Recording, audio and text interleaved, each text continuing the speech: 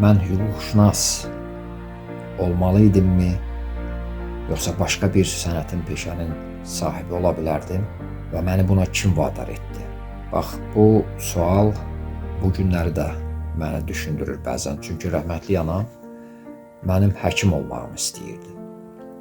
Səbəbi də o idi ki, həkimlik əsl sənətdir və dünyanın hansı bölgəsinə getsən, bu sənət səndəndir.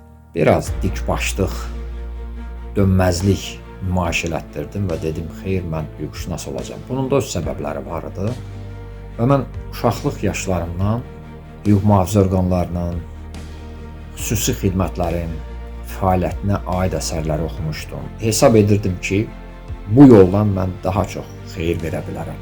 Ailəmə, həm yaxınlarıma, xalqıma, dövlətimə. Xarici dilləri də çox yüksək səviyyədə öyrənməyə çalışırdım. İngilis dilində artıq danışırdım. Hətta ikinci dil olaraq mən fransız dilini universiteti bitirəndə C1 səviyyəsinə çatdıra bilmişdim.